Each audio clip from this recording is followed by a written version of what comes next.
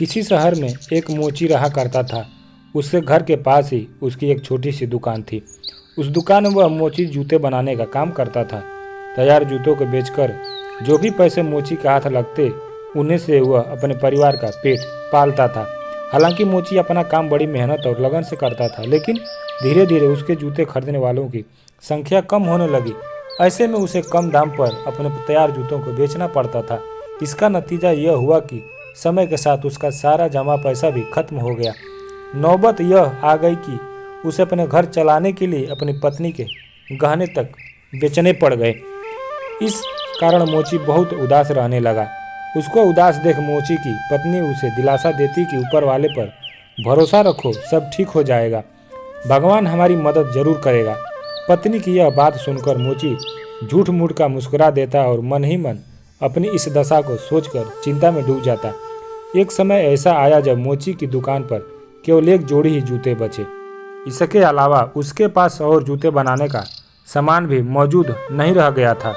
वही मुश्किल इस बात की थी कि उस एक जोड़ी जूते को खरीदने वाला कोई भी मौजूद नहीं था। जब कई दिनों तक उन जूतों को खरीदने कोई नहीं आया तो मोची उन जूतों को लेकर बाजार की ओर चल दिया। बाजार में मोची के जूते बिक गए। जूते बेचने के बाद जो पैसे मिले मोची ने उससे घर का जरूरी सामान खरीदा और घर वापस आने लगा। लेकिन तभी अचानक रास्ते में उसकी नज़र एक बूढ़ी औरत पर पड़ी। वह औरत बहुत भूखी और बीमार थी, इसलिए मोची ने कुछ पैसे उस बूढ़ी औरत को दे दिए। अब उसके पास और जूते बनाने के लिए सामान नहीं था। वह दुकान लौटा और वहाँ उसने एक चमड़े का टुकड़ा बचा देखा। उस टुकड़े से केवल एक जोड़ी जूता ही बन सकता था। तो जूते के लिए मोची ने टुकड़ा काटकर तैयार किया और यह सोचकर घर चला गया कि अब अंधेरा ज़्यादा हो गया है, कल रोशनी में वह जूते तैयार करेगा। अगली सुबह जब वह जूते बनाने के लिए दुकान पहुंचा तो उसे वहां कटे हुए चमड़े के टुकड़े की जगह एक तैयार जूते की जोड़ी मिली। वह जूते की जोड़ी इतनी खूबसूरत थी कि मोची उसे देखकर हैरान था। मोची ने उस जोड़ी को उठाया और फौरन बाजार की ओर रवाना हो गया। वो जूते इतने खूबसूरत थे कि मोची को उसकी अच्छी कीमत हासिल हुई। इस पर मोची बहुत खुश हुआ और हासिल हुए पैसों में से उसने कुछ पैसे ज़रूरतमंद लोगों को दिए। बाकी जो बचे उससे उसने जूते बनाने का सामान लिया। उस रात उसने 2 जोड़ी जूतों के लिए चमड़ा काट रखा और घर वापस आ गया। अगली सुबह उसे फिर से वैसे ही खूबसूरत 2 जोड़ी जूते तैयार मिले। उसने घर आकर यह पूरी बात अपनी पत्नी को बताई। मोची की पत्नी बोली, देखा, मैं कहती थी न कि भगवान हमारी मदद जरूर करेगा। ऊपर वाला सब कुछ देखता है, उसका ही किया है कि कोई नेक दिल हमारी इस तरह से मदद जरूर कर रहा है।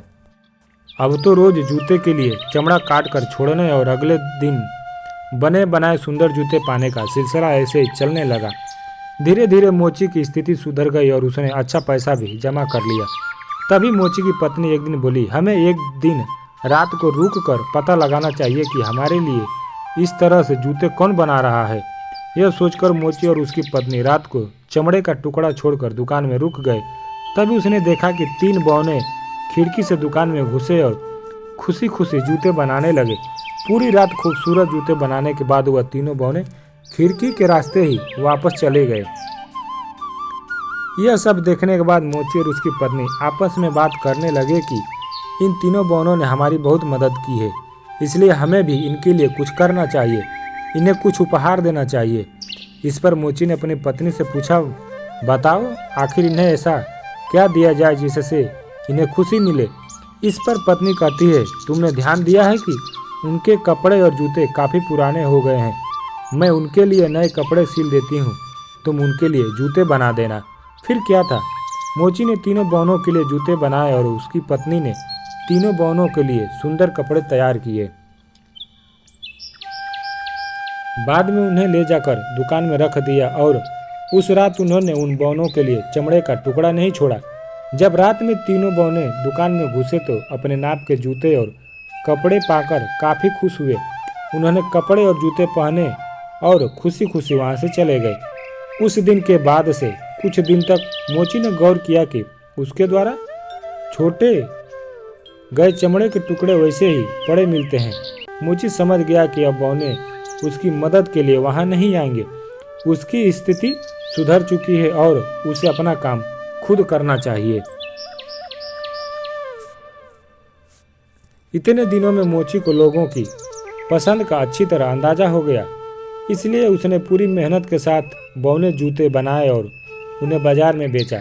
मोची द्वारा बनाए गए जूते भी लोगों को बहुत पसंद आए और उसका काम अब अच्छा चलने लगा। कहानी से सीख: दूसरों द्वारा दी गई